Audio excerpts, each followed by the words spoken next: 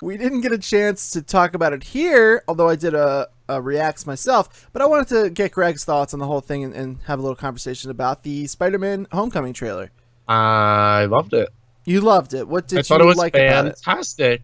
I like the action sequences a lot more. I like that we saw a little bit more of the Vulture. We got to see a little bit more of Aunt May too, which I knew she was going to be in the movie. I Aunt feel like May. she's the only influence. Looking Yeah, she's good. fucking beautiful. She's like 50, I think, Marissa Tomei. Yeah, that just makes it better. Good for her. Good for her. The shots that we got of the city itself, I think, were awesome, and we got to see a little bit more of the gadgets and the functionality. I feel like this trailer kind of set. This is referencing back the Justice League reaction trailer that we did. Dean made a very good point, and in that trailer, like the sequence of events that are edited together, you kind of have no feeling of the timeline of that movie. Like you don't know when anything's taking place. Which and I is feel like fine in my opinion, because Yeah, we'll figure it out when we watch it. Yeah, no, it worked in the trailer itself, but I feel the Spider-Man Homecoming one, this kind of set the stage for like the movie. You know what I mean? This is kind of like this is how it's gonna go, especially with like we got the big sequences there of Tony taking away the suit, and we kind of see how that like he goes down that route. And I love the gadgets. I love that the Spider-Man has the gadgetry.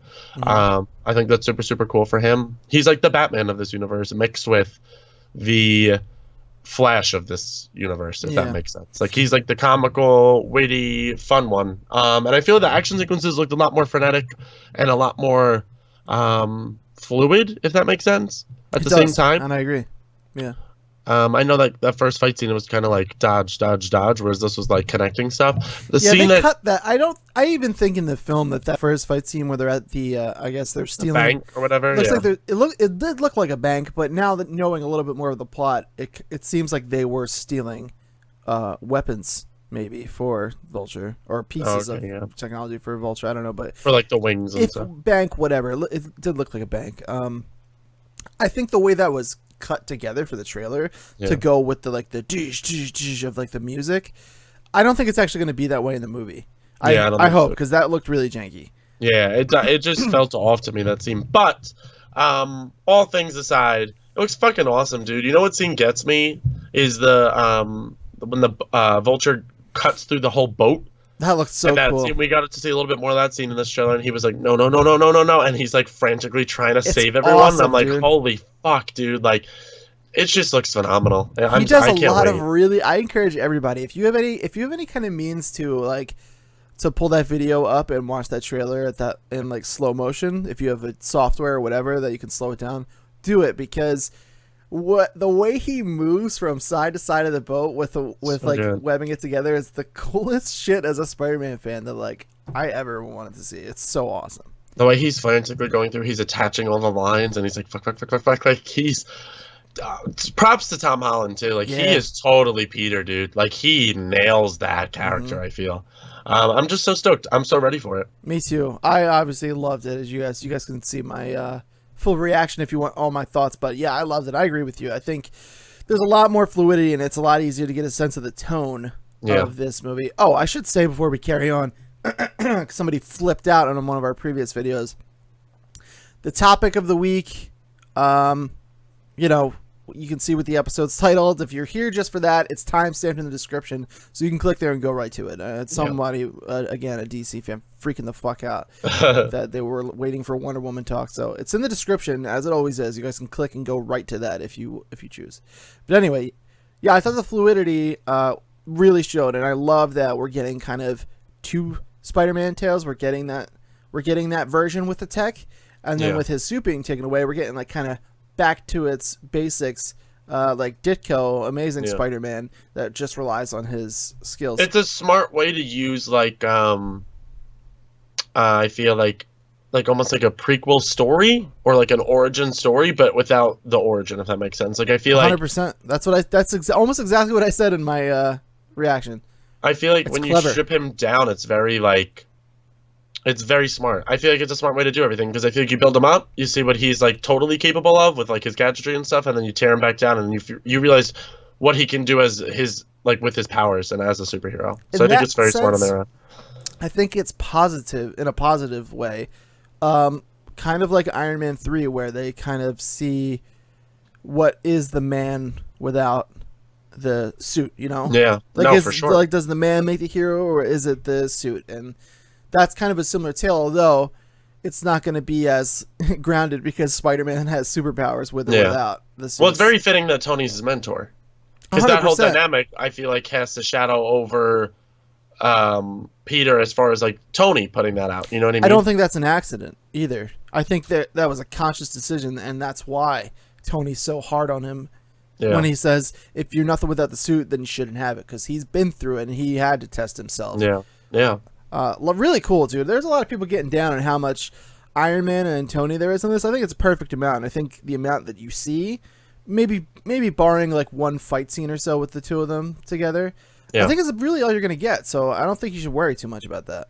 They're putting him a lot in the trailer because I think they're trying to save a lot of Spider-Man for the movie. Also, they're trying to get the audience to realize, like, yeah, this Spider-Man it's our Spider-Man. It's he's from our MCU. Universe. Yeah, true. That's true. That's a very fair point. Before we move on, what do you think about this news that the deal with Spider-Man is only so far I was reading about that 2 days ago. Kind of fucked. Yeah. Do you think that will be the end? I think they're gonna extend it though. I don't think it's gonna be a thing where it's like, oh my god, fuck, we can't finish our trilogy because they're not signing a deal. I think Sony sees what they're doing with the character themselves, and I feel like Marvel is not going to let him go now that they got him. They're going to somehow figure out to extend the deal. I find it's odd that they planned out a trilogy of movies, and then this news came out, and they're like, oh, we're only going to be able to have him in 2. I'm like, that doesn't make any sense. Like, figure it out. The deal is, as it stands, 3 movies for Marvel, 3 movies for Sony. So they're, according to this contract, that's including their animated. No. Yeah. Sony's animated. That doesn't include their animated film? No, they can do whatever they want. This is Tom Holland's Spider-Man. Oh, gotcha. So Tom Holland's contract is that 3 movies for Marvel, 3 movies for Sony, including Civil War, which was the first. Spider-Man Homecoming, which was the first of Sony. So there's 4 movies still under the contract where he can have 2 more. He'll be in Infinity War, and then another, obviously, probably the second part of Infinity War, depending on what happens, I'd imagine. And then he gets 2 more for Sony. But yeah, I think they're just playing ball. It seems kind of shady because it does seem like Marvel came in and fixed all their problems and gave them access to Iron Man and really took creative control and made this character like back to what he once was. Yeah. Back to what the fans want him to be. And now it seems like they're going to be like, after the deal's over, well, if you want him, we'll make a deal, but you're going to have to pay up. I'm like, that seems like bullshit. At this point, I feel Disney owning Marvel helps them a bunch because I feel like outright they should just buy the character back. Like, I think so too, and I almost wonder if and what they made them an offer. You gotta imagine that discussion happened. I'd hope it happens again. Where there was a figure that was somebody put on the table to be like, listen, bring him home. Yeah. Like, what the fuck, dude? While this Spider-Man is so fantastic and everything they're doing and weaving him, good call, weaving him into the Marvel Cinematic Universe, I think is so well done, and Tom Holland's the perfect choice. There's still this feeling of uneasiness in my gut just because I know, like, the rights are still owned by Sony, and I'm like, ugh, I can't. Can we just give him back? Can we just buy him back? It doesn't settle. Like, you totally called that. Like, I feel like the knot's still there just because you're like, fuck, like, especially reading that headline, it was like, Spider-Man may not be lasting long in the MCU. I'm like, what? Yeah, now that they're making these, they're toiling away over there with this Venom movie and Silver Sable and Black Cat. I'm like, like they're totally setting it up to steal him back. Yeah. Now, maybe they'll just, maybe for when these Marvel movies are back and forth are done, they're going to want to have some more set up. So, like, in between Avengers movies, he has an interesting universe of his own plan. That's all well and good.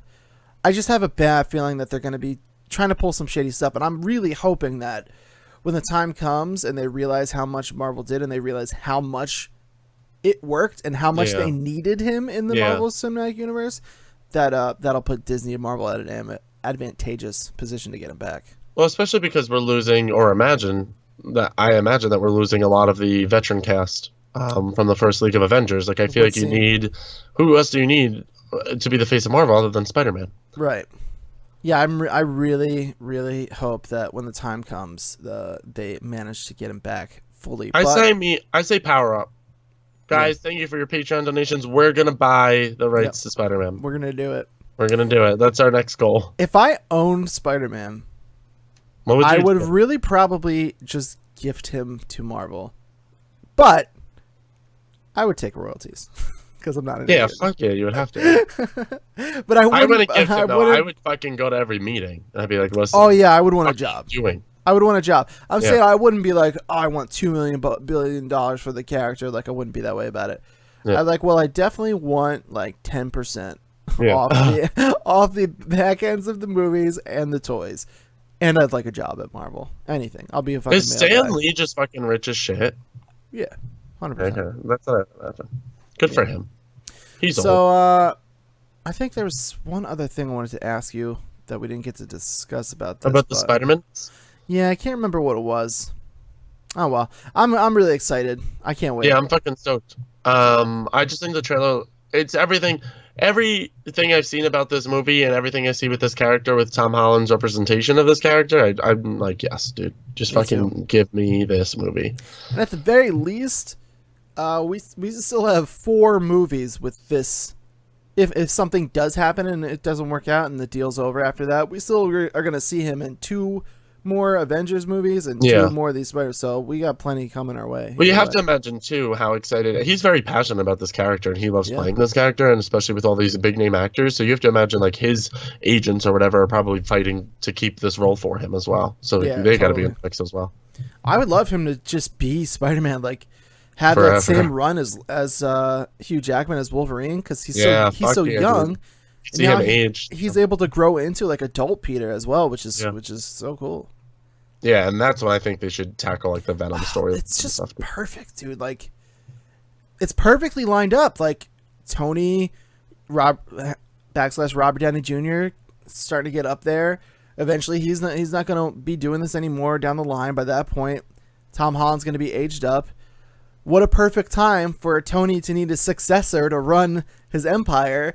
Which is the exact run in Amazing Spider-Man. He's like the CEO of I forget what his something Parker Industries or something like that. Like it's right on the table, guys. Yeah. You know, man, I hope it works out. It will. I have faith. You gotta have faith.